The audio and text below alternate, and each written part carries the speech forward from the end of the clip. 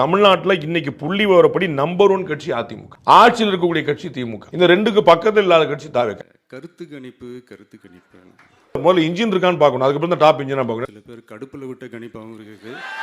அங்க விஜய் அவர்களுடைய முகம் தவிர இயக்குறதுக்கு ஒண்ணுமே இல்லை. இந்த கடுப்புல விட்ட கணிப்பாளர்களுக்கு நான் சொல்லிக்கிறது என்னன்னா, ஒவ்வொரு ஊரா தெருவா வீடு வீடா போய் நீங்க அந்த கருத்து கணிப்பு எடுத்து பாருங்க. ஒவ்வொரு வீட்லயும் டிவிக்கு இருக்கிறத நீங்க பார்ப்பீங்க. அப்படி சப்போஸ் உங்களுக்கு அது ஷாக்கிங்கா இருந்துச்சுன்னா ரப்பர் வச்சு எல்லாத்தையும் அழிச்சிட்டு மறுபடியும் முதல்ல இருந்து எடுத்து பாருங்க, அதே ரிசல்ட் தான் வரும். அப்படி பார்க்க முடியாது. நீங்க ஏடிஎம்கேல பாருங்க, திரு எடப்பாடி பழனிசாமி ஆரம்பிச்சு நீங்க தமிழ்நாடு முழுக்க ஆள் இருக்காங்க. டிஎம்கேல வச்சு திரு ஸ்டாலின் ஆரம்பிச்சுட்டு தமிழ்நாடு முழுக்க ஆள் வச்சிருக்காங்க. அத மாதிரி இவர் தமிழ்நாடு முழுக்க ஒரு 4 பேரை சொல்றாரு. பிராக்டிகலா அந்த இன்ஜினே திரு விஜய் தவிர வேற ஏதாவது இருக்காங்கிற ஒரு கேள்வி. என்னுடைய அம்மா, அக்கா, தங்கைகள், அண்ணன், தம்பிகள் டிவி கேக்கு ஓட்டு போடுறத யாராலையும் தடுக்க முடியாது. நான் ஓவர் கான்ஃபிடன்ஸ்ல பேசுறேன் அப்படின்லாம் நினைக்காதீங்க. இதுதான் கள நிலவரம், கள யதார்த்தமும் இதுதான்.